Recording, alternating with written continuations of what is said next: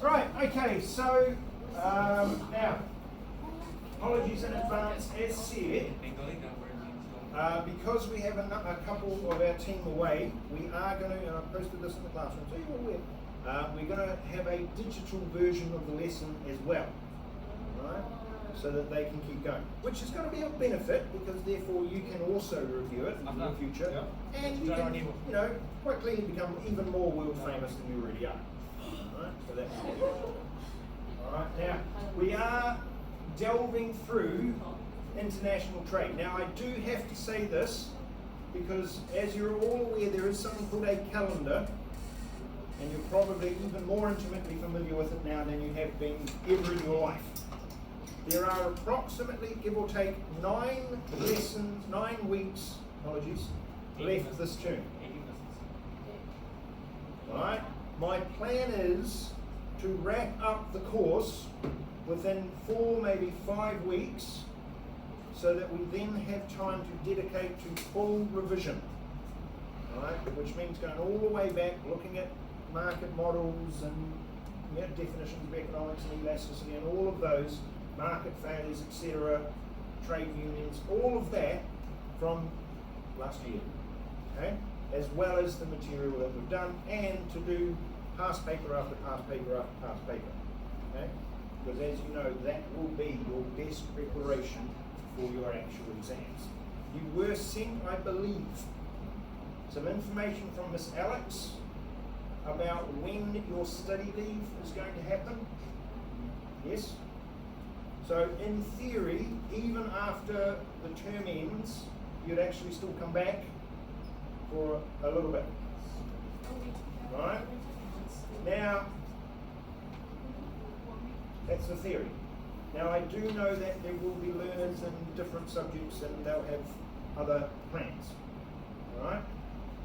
We also will have specific times during your study leave when your different subjects and mine will be, I will be here, right? So you can then come in during that time as like a regular class and come and ask questions and go through a past paper with me, and this is the answer I wrote for this, what do you do that?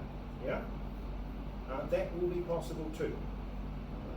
So there are these as options. Now, you are fortunate in a way in that you have a gap, albeit a small one, between paper 2 and paper 1.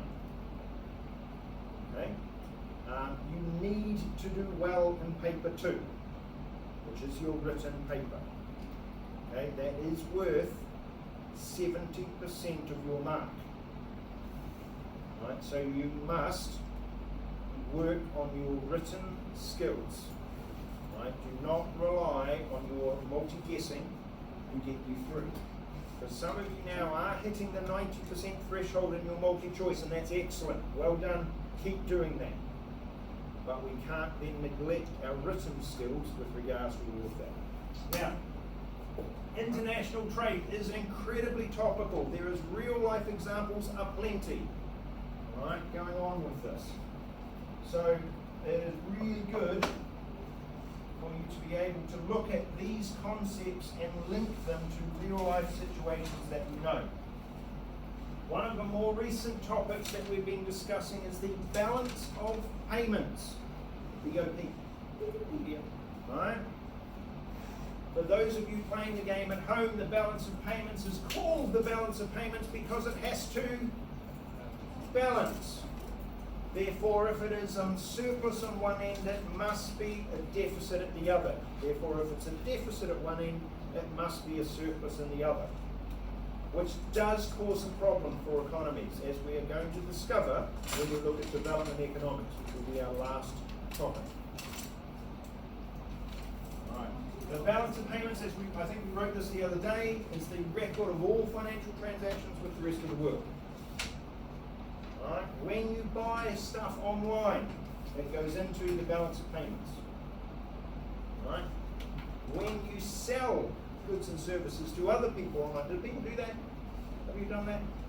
Yeah. It goes into these sorts of records. Admittedly, it should be new products, not second hand, but that's the way it should work. We talk about an inflow and an outflow. I'm hoping that that's relatively clear, that when we're talking about money coming into the country, the terminology we would use is to call it an inflow. If we're talking about money leaving the country, then we'd call it an outflow.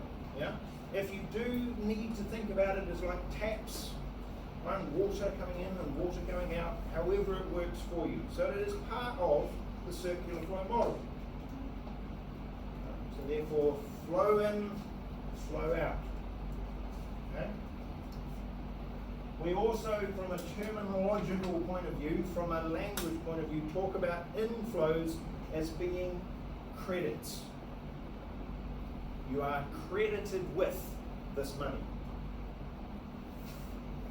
For accountants in the room, you have what's called a double entry bookkeeping system, where you have credits and debits. So a debit is an outflow. You are subtracting. Adding credit, subtracting debit.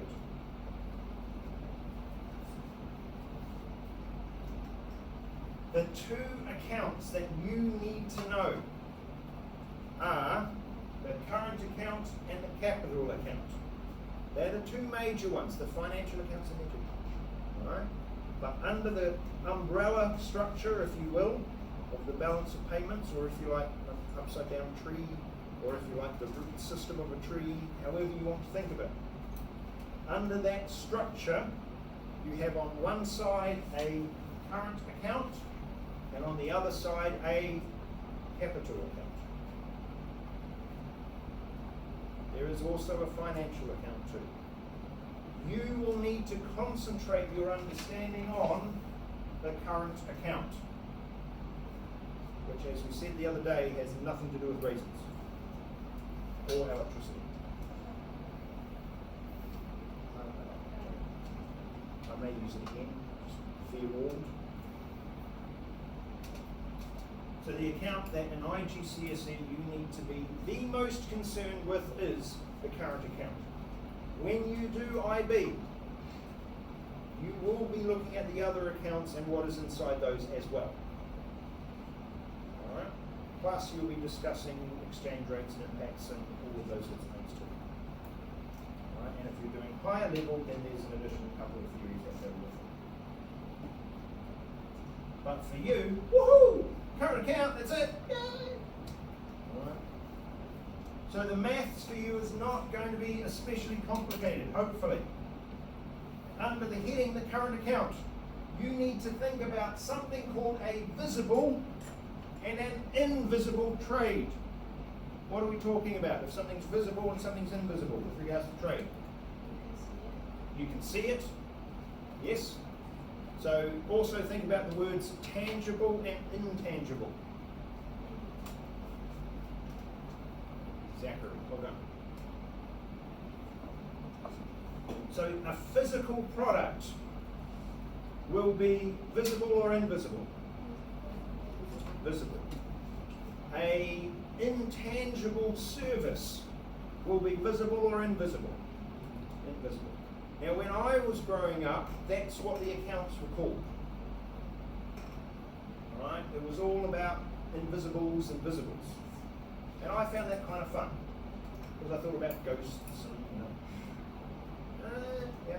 Nowadays we're a little bit more precise with some of our language with regards to this. So we're talking about visible and invisible trade. So therefore, we're talking about trade in goods and trade in, what's the other one? Services. And the hardest thing for young learners like yourself to understand is, how do you trade in services? How do you do that? How do you do an international trade in services? Now, I say that's hard, but generally speaking, New Zealand learners find it quite difficult, but you guys who have grown up internationally will probably find this a lot easier. So what sorts of things would be international services? Don't know? Sorry? Aeroplane travel, yes. What else? Tourism, yes. What else? Shipping, yes. What else? Hotel accommodation. Yes, anything else? Yeah, okay. Where are you now? Teaching school. In an international school. So education can be a big international service. Right? And for some countries it can be a big money earner. Right? Singapore, banking, finance, insurance, all of those things can be international. I like the shipping idea, that was a good one. Came up with shipping. Well done, good sir. Alright, so they come under those categories. Now what you're going to do in the current account is, now that here are tricky, what you need to be able to do is to sum, to add them together. Scary, but you need to make sure that you understand that there will be some negatives within the calculations. So say for example, you are spending money on a bank that's based in Hong Kong. That's an international service that might be money going outside of the country. Or you travel on an airline from Malaysia to Ulaanbaatar, but you don't travel on Malaysian Air. Instead you travel on Thai Airlines. Yeah? Where does that money go? Thailand. Yeah? If you go on Thai Airlines from Malaysia to Thailand, the money goes to Thailand. If you travel, this is a tricky one, travel to Thailand on Malaysian Airlines, where does the money go? Malaysia. So it's a bit tricky, yeah? So it is possible for it to be both a credit and a debit, depending on which airline you travel on, yeah? Okay, so that's a bit of a track for young players. So you're going to talk about debits and credits, you're going to talk about visibles and invisibles, and you are going to have to, yes, I'm sorry, but there's a strong chance, particularly in your multi-guess, that you are going to have to add numbers together. Alright, you might, yes. So is the double outflow and double inflow? Yes. You might have to, in your paper 2, when you're writing your written analysis, evaluate a current account deficit, or at the very least say what it means. Now you may not have to do any actual calculations for that bit, but definitely for paper 1, because it's multi-guess, it would make most sense for them to have a calculation in there for you to complete. That being said, I wouldn't put it past the examiner putting numbers in and then asking you to evaluate the current account, which will mean that you do have to do the calculation. Right, which would be a multi-skilled sort of approach. Now, if, again, terminology-wise, if we find that there's a negative on the current account, so the entire current account is negative, the word we use then is deficit. Now you have to be precise in that. You must call it a deficit. Do not fall into the young player trap of calling it a debt. It's not debt, it's deficit. Deficit. When I say deficit, I mean, I'm a Kiwi. Maybe. Again, Kiwi, accent, not sure. Alright? Now, yes, when you get to IB, you will discuss the implications of having long-term deficits, and you will discuss the implications of what happens to deficits and that they build over time, like the snowball coming down the hill, right, which ends up with what's called at the end of it, what's called a debt. But that is the end of the process, not the beginning. If there is positive, if the current account has a positive number overall, once you've done the calculation, and the number is positive, then we use the word surplus. Alright? That's the terminology. Now, economics has a lot of terminology, and I apologise for that. But the best way to learn it is to use it. And as you start writing more and more answers to more and more questions, you're going to use the terminology more and more, and it will become a whole lot more familiar to you by doing it. Right?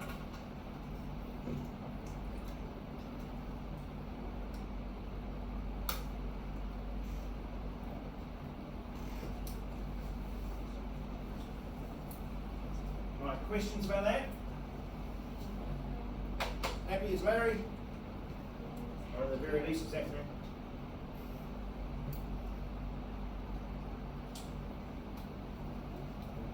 Alright. Girls, okay? So, therefore,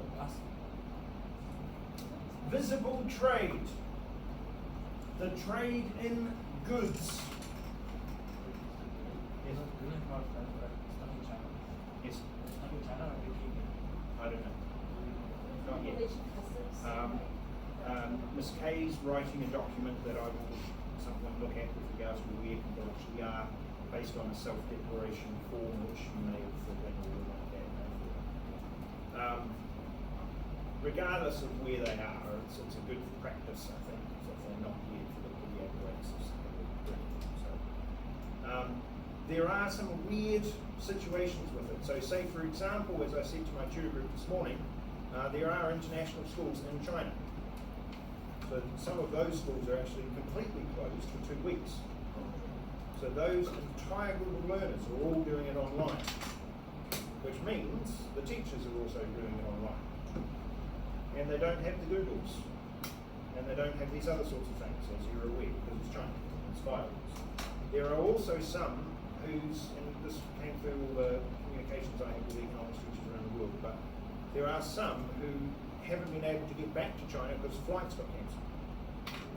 They're not flying. So they're in other parts of the world going, all right, well, I'm here, but my class is there, and so I need to be sent them some work. Then there was one who got in touch, who said that they can't get back to China, they're stuck. And they didn't take their computer with them, so they're stuck somewhere, I don't know, weird, right, on a beach, I don't know, with their cell phone. That's their only technology that they have. And they're going to have to try and set work and everything, you know, yeah. So degree of difficulty for some of those learners and some of those schools is much higher than what we are facing, but we still have to be careful, yes. Now, visible trade is all about the trade in goods. Now, the old-fashioned word for goods is merchandise. Very old-fashioned. But you might still see it today. You may have heard of business people being called merchants. No? Yeah? Or you may have gone and watched the English play Merchants of Venice. Yeah? That's the idea. You're a business person selling goods. So you are a merchant.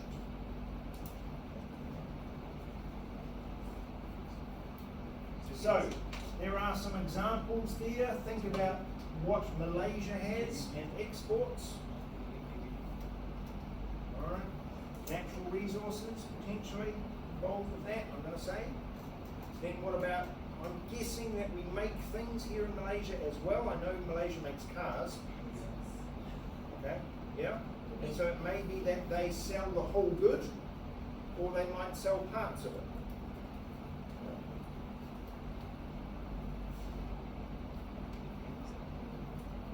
We generally say that it is visible because you can see it. It's a physical good. Yeah, I do. But you could bring it up on your phone or something.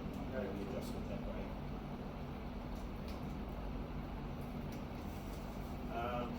Yeah. So it's possible for customs to be able to see it, to inspect it, to weigh it, to charge you taxes on it, because they know what it is. Hopefully. Therefore, that will be good. It's also why there's a bit of an issue with the next one, which will be invisible, quite difficult sometimes for the government to put taxes on those.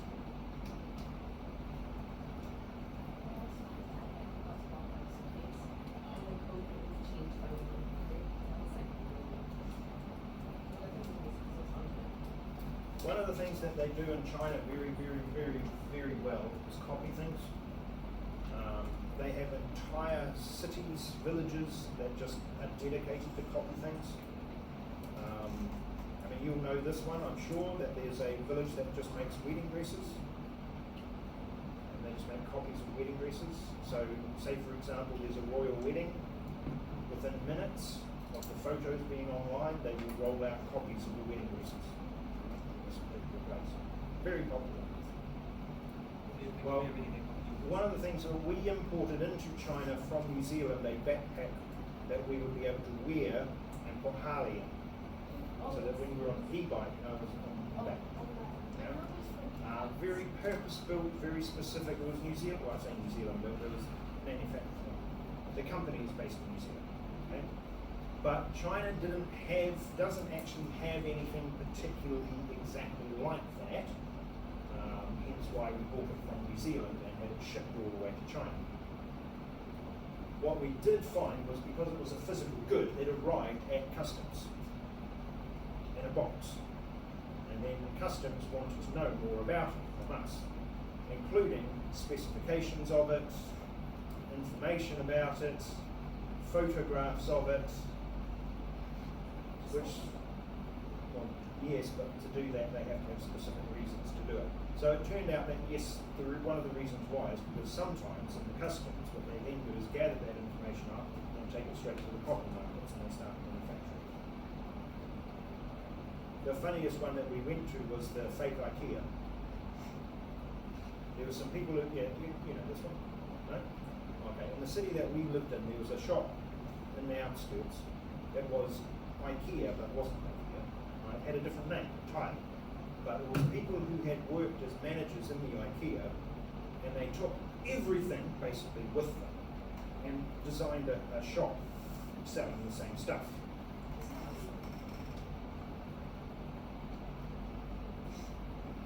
So, it's China, right? They make this particular shop, and it was designed exactly the same layout, you know, arrows on the ground and everything, little pencils, which nobody can write with, right? Right? You know, sheets of paper, the bags, even the iconic IKEA bags, but in China it's IKEA, the bags, and you put the stuff in it. Honestly, try and get into a taxi. Where do you want to go? IKEA. Where? IKEA. There's no such place. IKEA. Right. And like even those big blue bag things, they had those too. And the trolleys? Yes. They copied everything right down to basically the floor plan of the shop.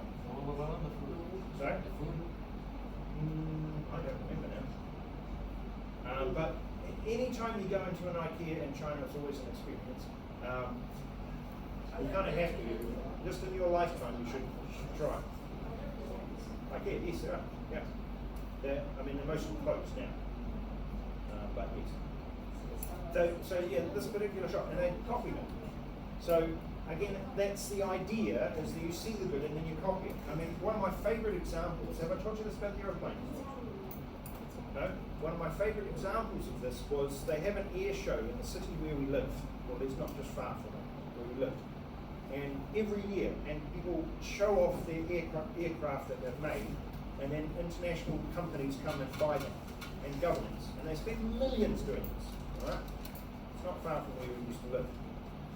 And one of our colleagues used to go to these air shows quite a lot because they were interested in airplanes. Okay?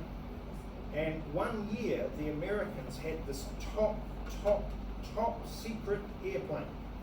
Like it was going to revolutionize the this, that, and the other thing. It was X, Y, and Z fast, and it was able to do X, Y, and Z.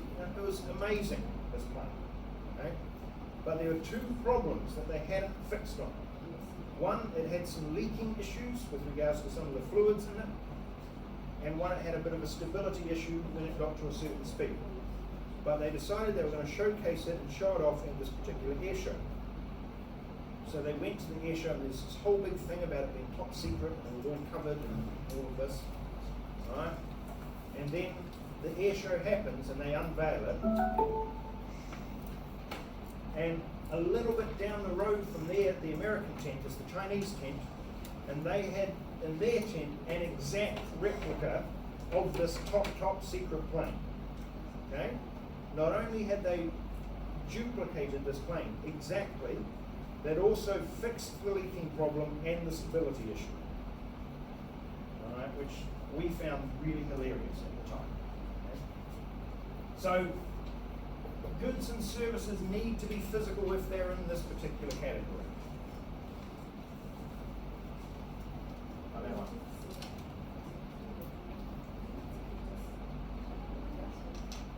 Now, it's a little bit creepy, that one. It kind of looks like it's following you around the room when you move.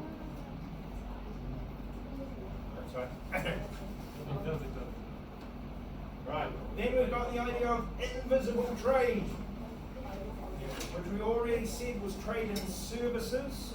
So examples we talked about: banking, tourism, education, shipping, or those sorts of services. Other ones you don't necessarily think about is when you're overseas as a worker and you send your money back home. Yep. Which we try to do when we have some money. All right.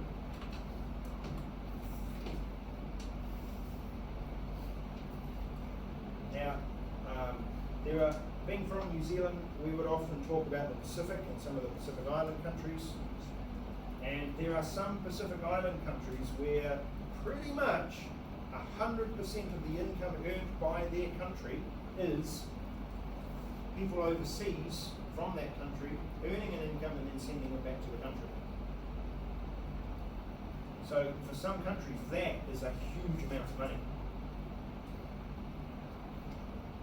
Has a fancy name, by the way.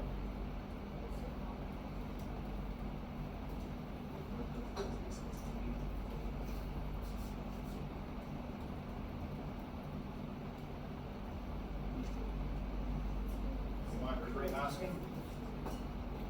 They're called remittances. Thank you. Yes. All right. Not easy to say, particularly if you're tired, but is the actual word. So again, these are all numbers. You can look these up. There are online websites that we've seen where you can find out how big some of these statistics are. How big are the remittances from Tonga or to Tonga? How big are the remittances from to Malaysia? Right? Or Bangladeshi workers in Malaysia remitting their money back home? Sorry? The Philippines? Yep. Yep, that'll be a good one. You can also think about it also internally. So again, in China, there are a lot of migrant workers within the cities who are from other provinces in China. So they would work in the cities and then send their money back, remitting it back to the province where they actually lived.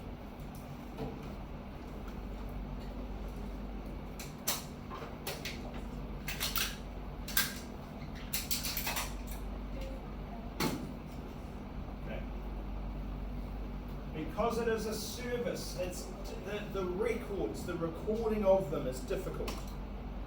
The actual acknowledgement that they're happening when it can be just a transfer on a phone. Bleep, bleep, I've paid you money. Yeah? Go on the computer, send money somewhere. It's difficult for governments to keep a track of it. And they're trying, and they're going to put taxes on these things. So there will be digital taxes on services, I'm sure, and the payments of them, and potentially it could be something that ends up being another trade issue for countries where there are money flowing backwards and forwards, and this is an additional tariff or tax on that. So they may actually get a bit upset with that.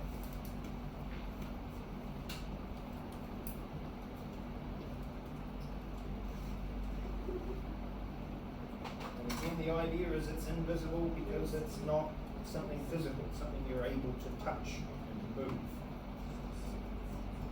It's a service. But they can get complicated, as I said about the example with the airline. Right? Depending on which airline you travel, that is the airline where the income goes to that country. So even if you start out somewhere different, if you're travelling on a different airline, it goes to that country. The issue then becomes, those of you who've travelled on a plane, right? The issue of code sharing. And this has actually hit travellers quite a bit sometimes, where airlines have agreements with each other that no matter which airline you sign up for, you end up travelling on something else. So we had it, we flew from New Zealand through Fiji to Hawaii.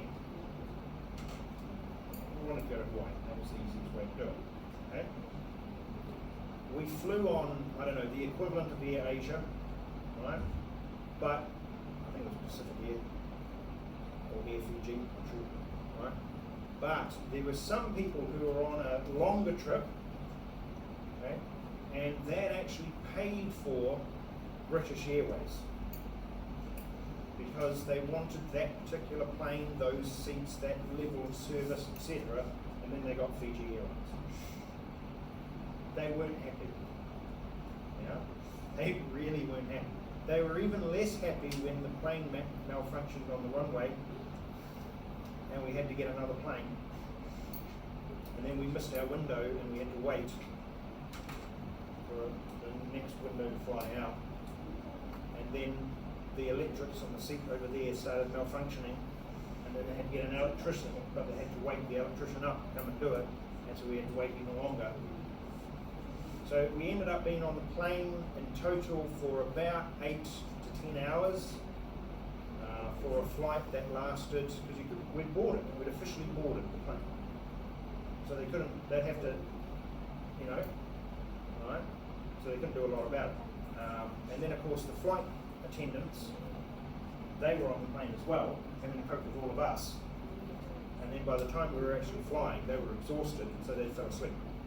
And so we were like going, that's not the flight. Yep. The whole thing shut down.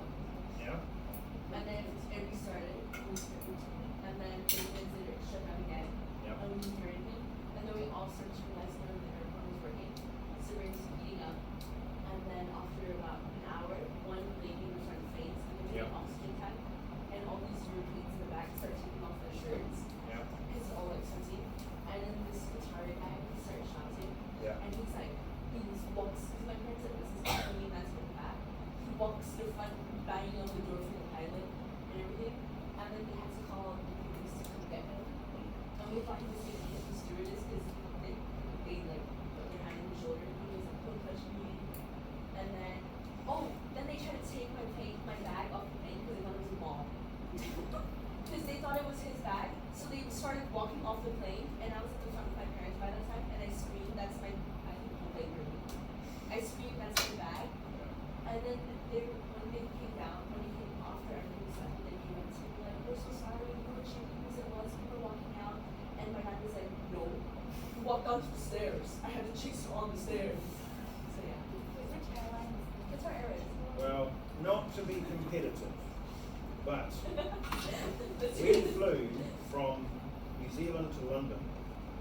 That's not bad. And on that particular flight, one particular gentleman had a connecting flight and he jumped into ours and went. And it turned out that he had had quite a bit to drink in between times, and then got even more to drink on this particular flight. He then got very vocal with some of his opinions, which, let's just say, not particularly politically correct in any shape or form. And there was a young woman sitting in front of him, and he would be making comments about her. And then there was a guy sitting in front of them, and he was making comments about them. Eventually, we got him to be moved to the back of the plane. He was sitting right in front of us. In fact, he was sitting next to us. Anyway, we got, And then he eventually, as you suggested, he actually did start touching the stewardesses, but touched the stewardesses, and making comments about wanting to bring the plane down.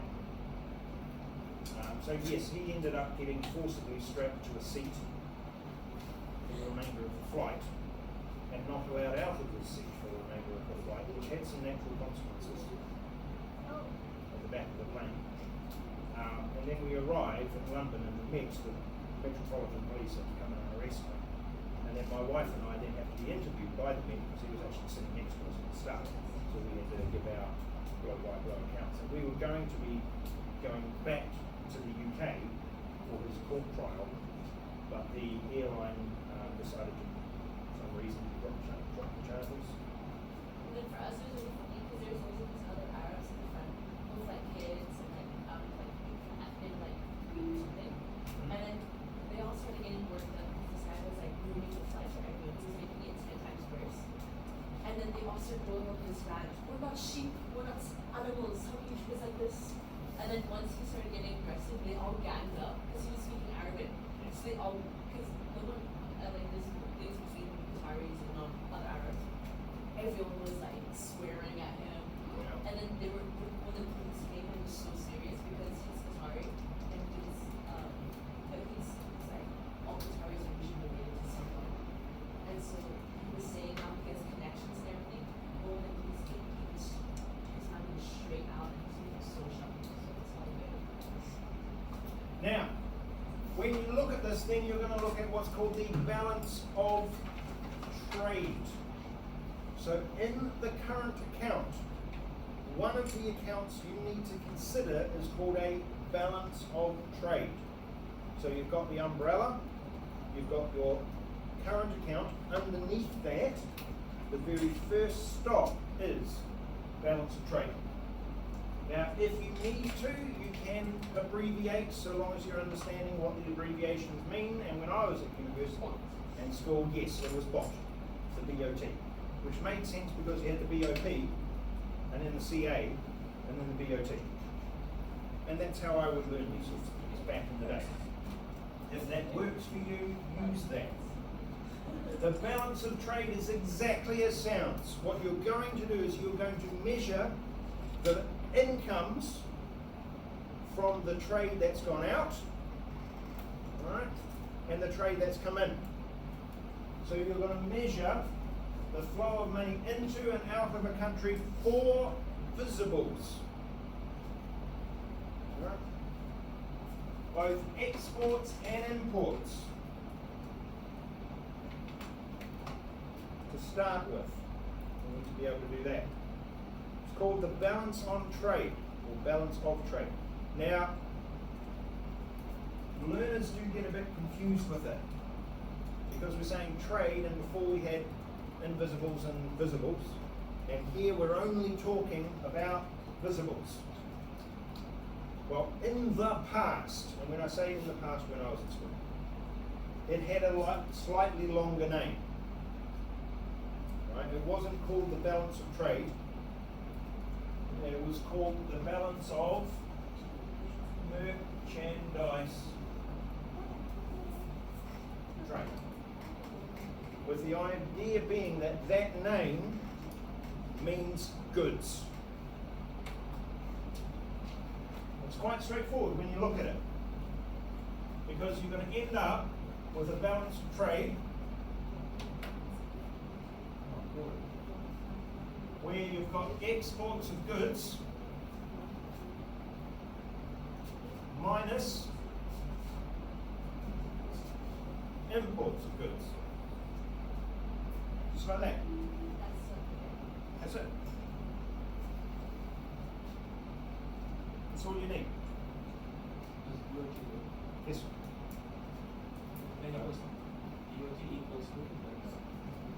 Yes. I was struggling to draw the T. Apologies. Which in a British school is a little bit scandalous. Joke about the letter T and drinking tea. We're not Americans, we don't throw the tea in the harbour.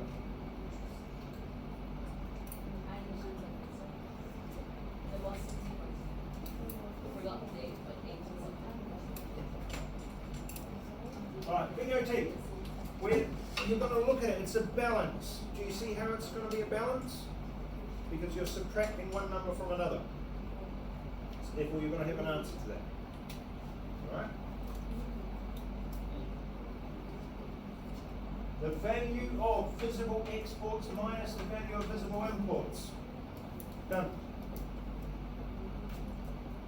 Yes, it's possible for them to put it in a table.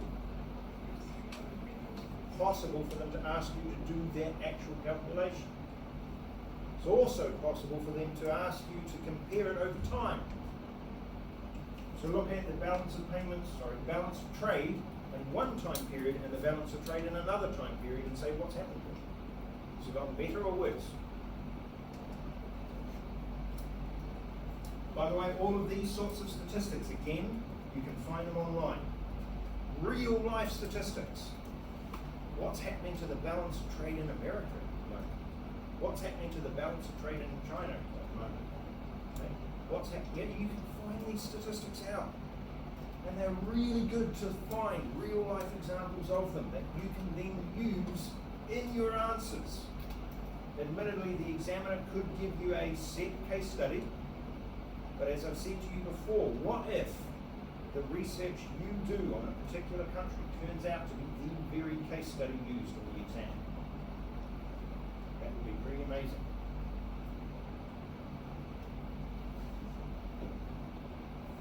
Balance of trade equals the value of visible exports minus the value of visible imports. Just like that. Is it a difficult calculation to do? What possible problems could you find with doing that calculation? Doing it the other way around, possibly? Any others?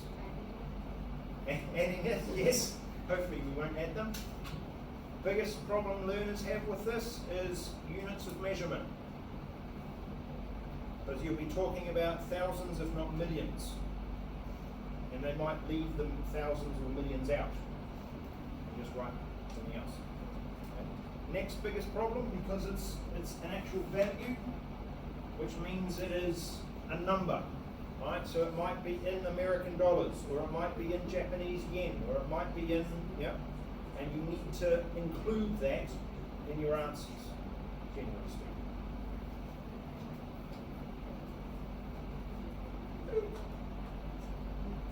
So again, here we find, where are we? Greater than deficit. If imports are greater than exports, it's a deficit. So, looking at it, so balance of trade, if exports of goods is less than imports of goods, it's a deficit. If exports of goods is greater than imports of goods,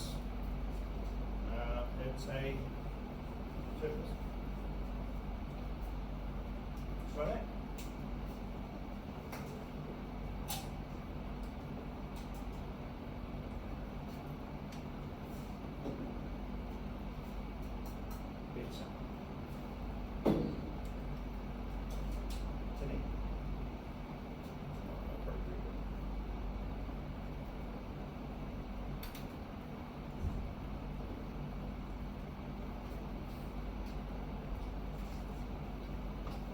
It's the terminology is important, so you must describe it as a deficit. The trap for young players, the third one, is to refer to it as a debt. The examiner will very quickly be able to separate you out from understanding of other learners if you use that language. Alright?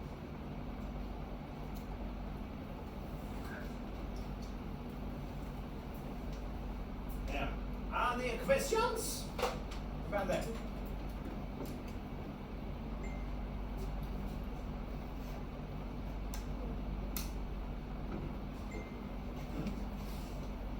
Goodness me, somebody got you.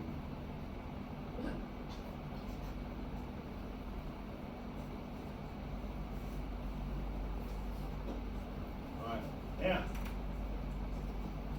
if, let's rub them out and test it, here you go. inventories and then exports. It is imports are less than exports. It's a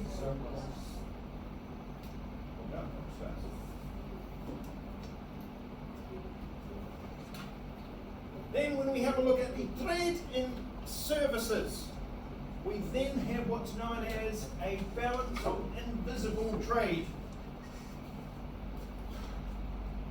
Alright? Now, it might be that you look this up online, it might be that you're reading it in a textbook, it might be that you're reading a news article, it might be that you're reading a blog, and you might find some of those use a slightly different word.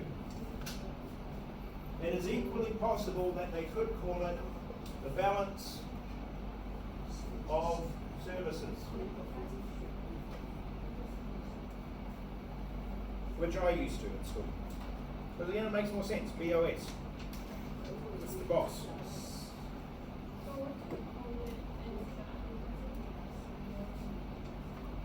Go for balance on invisible trade. Right. If asked, it's more likely to be asked a definition. What is it? It's more likely to give you a table for you to have to work out and explain. What if we like talk about something else and then we mention specific balance of invisible trade? And you could say either, and the examiner should give it to you. Yes. As I say, I used BOS because again it was following that same train of thought. That I had a BOP, then a CA, then a BOT, then a BOS.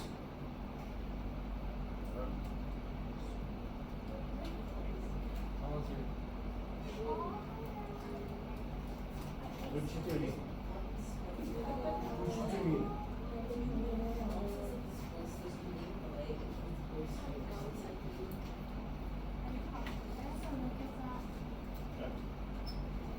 You can look from there.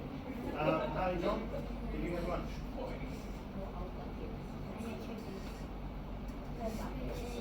you have?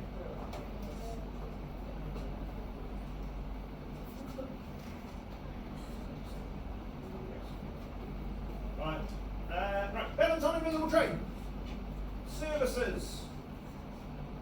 So, money flowing in and out, same as with the balance on goods, but this time it's the balance on services. So it's any imports and exports of services. And yes, it can be difficult with that idea that we mentioned before about the airlines and the direction of whether the money is going in or out. You might have to be a little bit careful with that, particularly at IB level, but you know, there's a chance.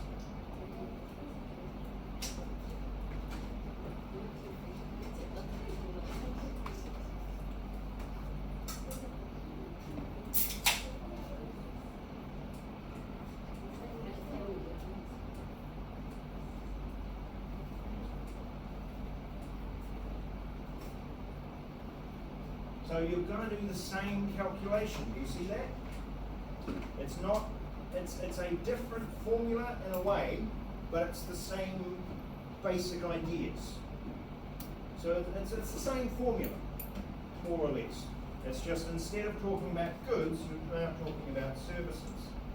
So your balance on invisible trade or your balance on services is going to equal the value of invisible exports minus the value of invisible imports.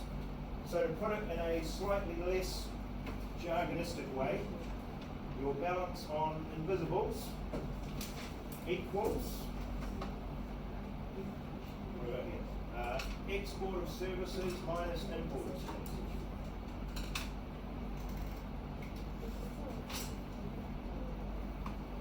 And yes, you're going to be able to do the same follow-up to that.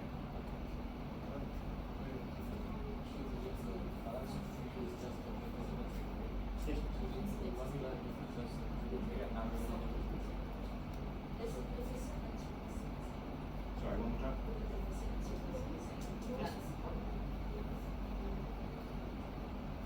Yes, you have the balance of payments, which is the umbrella concept, or the concept that covers the whole thing. Underneath that, you have the current account. This is what's in the current account. Now your current account also has a couple of other accounts in it. Alright? You don't have to worry about those because they are not in your syllabus. But yes, it's an idea to realise that you are just learning this bit, but there is a little bit more complexity to it in real life because there's more accounts than we are analysing. Right. So if you were to work this the same way we did before,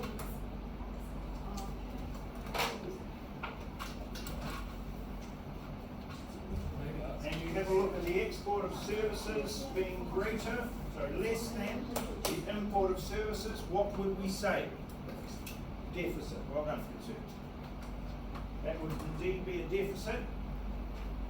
If we were to look at the export of services being greater than the import of services, what would we say then? It's a surplus. Excellent. Now, again, something that you don't necessarily need to know, but is useful for your understanding. The trade in services around the world is huge.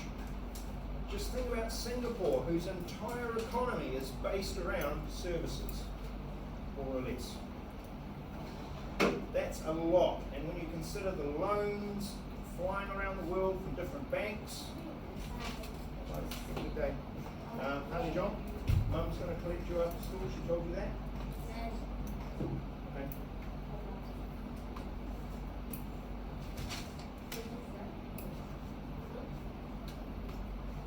Right. So, therefore, as a country, it is more likely that you are going to be in this category here, a deficit. Right? Because for you, for your country, you are more likely to be importing services than you are to be exporting. Right? Singapore might be the opposite. But think about countries like Thailand. Are you familiar with the place? Yeah.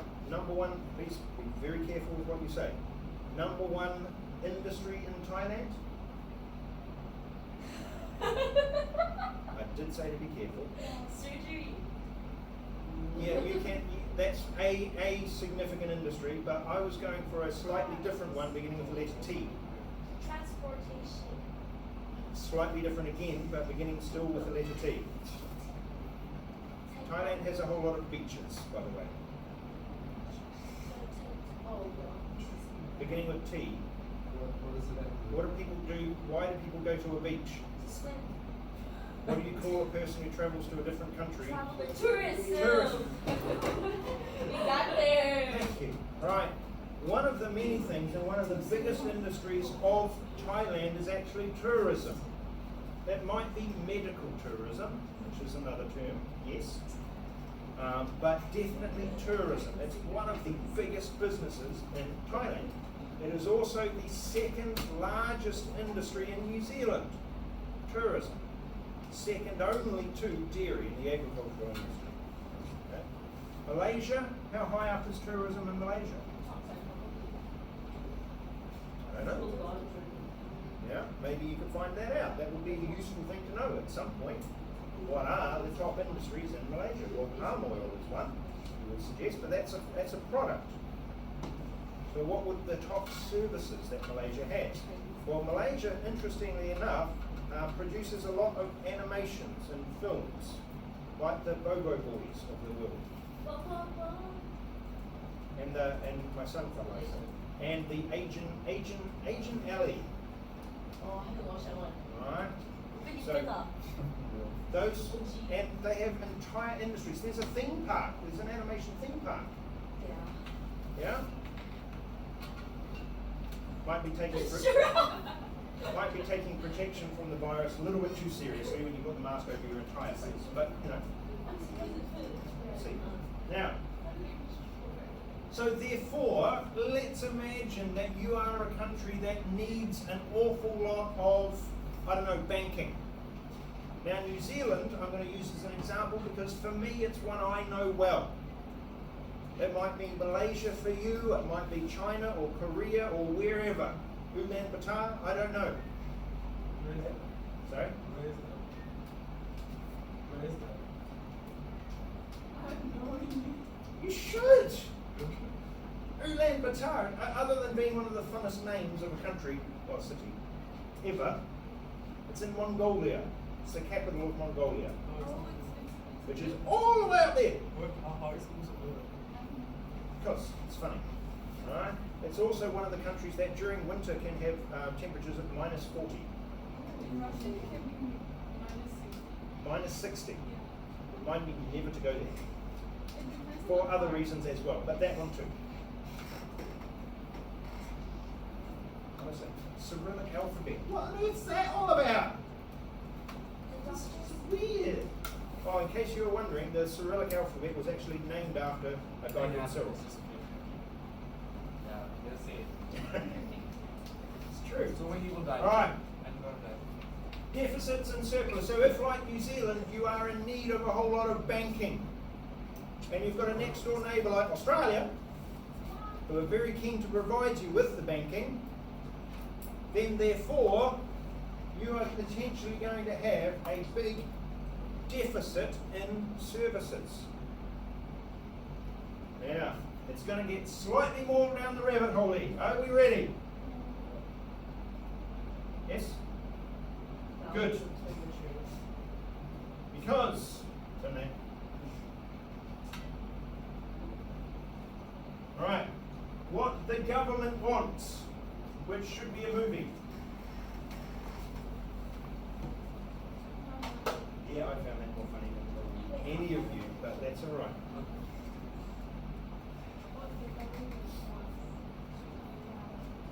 Now, what the government wants is a favourable balance of trade. Now, you've heard our friend Don the Con talk at length about trade. Somewhat surprisingly, because he really sounds as though he doesn't actually understand it. Okay?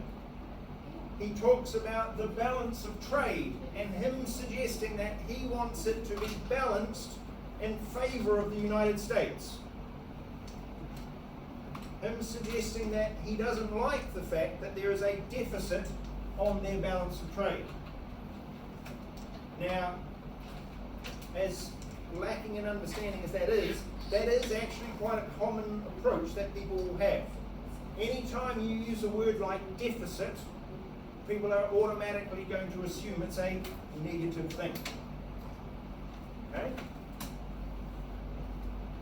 Like your bank accounts. Oh no, I'm in deficit. Okay?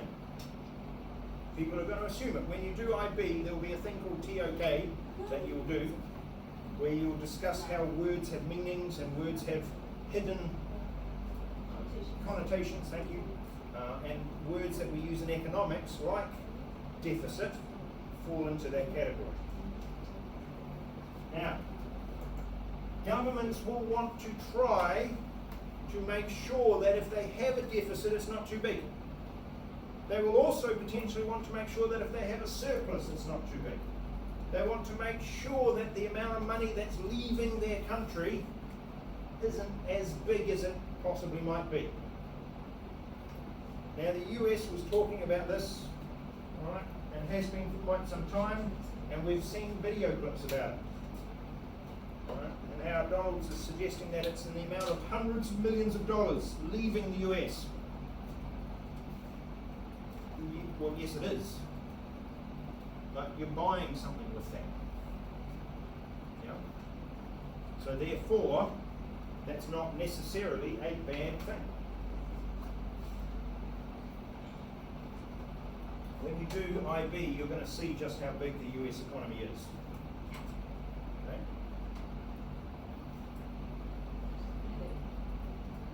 And one of the things that you're going to understand is that the US economy is huge, to the extent where it is able to keep going despite the fact that it has got a big trade deficit, but it's also got an enormous debt as well, both government and private level. So maybe, doesn't matter. They don't seem to be particularly worried about the $20 trillion worth of government debt. So they worry instead about the 300 million that they are in deficit. Yeah? Not sure as to the logic of that. You would assume that there are other reasons why with regards to that particular discussion. It is true, however, that governments do have as one of their objectives, and we've talked about their objectives before. One of their objectives is to make the balance fairer, or if you like, more favourable. So, review, balance of payment surplus is going to be when the value of exports are greater than the value of imports. Now that's you, because remember your current account, that's the one you're looking at, has goods and services in it. So therefore, you are adding those together. So it might be that your country is producing an awful lot of goods. Or it might be that your country is producing an awful lot of services, or some combination therein. I mean, if you think about countries like China, they produce pretty much everything. So there's a lot of goods that they are producing. And in the 1980s, it was Japan producing everything. Okay? Taiwan, South Korea, similar. Now we're looking at countries like Vietnam producing a whole lot of goods. Who else? Bangladesh? India? Maybe, producing a lot of goods. And then the possibly more developed countries, the Singapores, the Australias, right, of the world producing more services.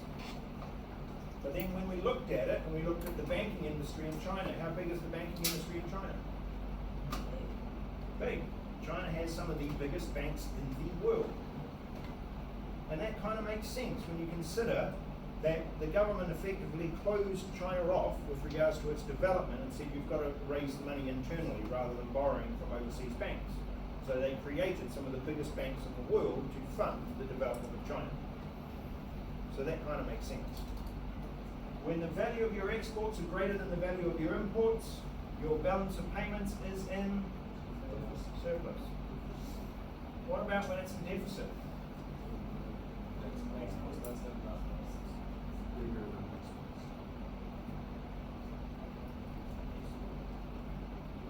And remember, you've got the two accounts, so you are adding them together.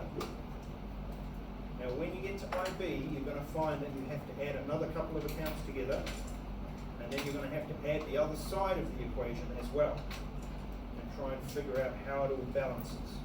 Because it's a balance of payments. So there has to be a balance.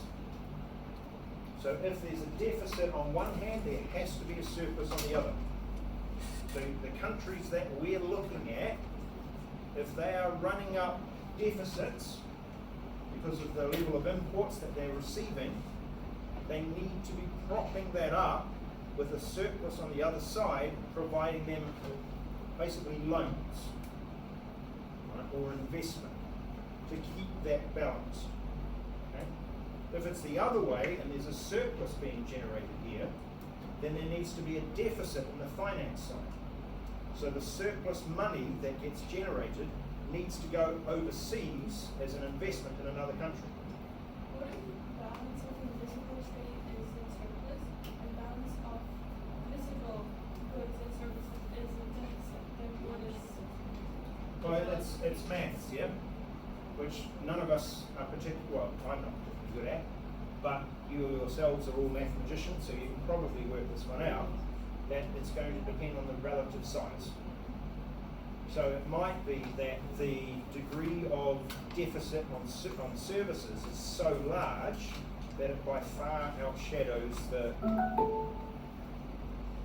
surplus side of goods. So, is there a chance that a country like ours will? I'm going to say with much more confidence than I probably deserve, no.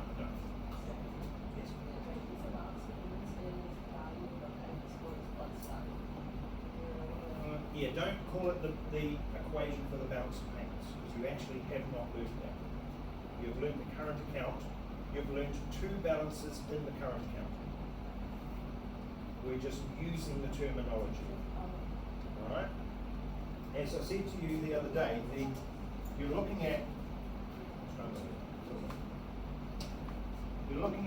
basically an umbrella concept. So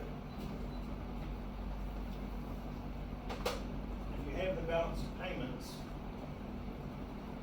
there, then you've got your current account, your capital account, and your financial account. Alright? If there's a deficit here, there has to be a surplus here. Alright? Inside the current account, so in here, you've got the balance on trade and plus the balance on invisibles. Yeah? That's all you've learnt. Right? You're also going to find that there's another balance here and another account here and another one there. You're also going to find that there's some money in here and you're going to find that there's some different accounts in here. You don't need to learn those. You're only doing that part of that one. Yes. So this, you know, I would see how to be, wait, they add together to make this thing. Current accounts. Yeah, in a very general way. Alright? In a very general way. What you find at IB level is that this is a huge problem. Because imagine some of the countries in the world who are desperately trying to produce goods and services and earn an income from them, but they're having to borrow money in order to do it. Okay? Then what they find is that they actually need to repay that loan. Okay? And where are they going to get the money to repay the loan? They're going to get the money to repay the loan by producing more or selling off what they have. And a number of them will actually sell off their resources in order to pay back the loans that they took. And so they end up with no resources here to produce. So then they need to borrow more to keep producing. And it becomes a debt spiral. And some countries end up not being able to afford to pay the interest on the loans, let alone the loans themselves. And some countries have actually had to borrow money, extra money, to just pay the interest cost on some of the loans that they have. And you think to yourself, oh yes, it must be a less developed country somewhere in the world. Yes, that's true, but one of the more recent ones was Greece. Okay? Now we didn't discuss this in great detail, but there are countries called Portugal, which you may have heard of, Ireland, which you've probably heard of, Italy, which you've heard of, Greece, which you've heard of, and Spain. Now if you put the first letter of all of those countries together, you end up with what we call in economics the PIGS economies. And in Europe, those economies are not doing well. To the extent where, even a year ago, economists were terrified about what was going to happen to Europe because of those economies. Then they got, the UK to worry about, but now, of course, the UK has officially left the European Union. Within your lifetime, Britain, which was basically a member of Europe for 40 years, has officially left. They've now got 1 year to try and sort out all of their policies, their immigration issues, all of that they've now got to sort out in a year. There were people in Britain having Brexit parties. Yeah, I don't know that they're going to be celebrating for too long. Right, ladies and gentlemen, we're going to continue on with this. Right, in the not too distant future. There will be practice questions, there will be past paper things that we need to work on as well. I will be recording it, and it is being recorded now, yes. And my plan is to upload those today. Hopefully that will work. Otherwise, as we'd say in the land of my birth, we call it up. Goodbye.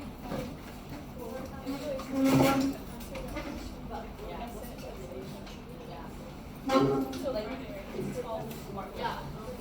So about a week.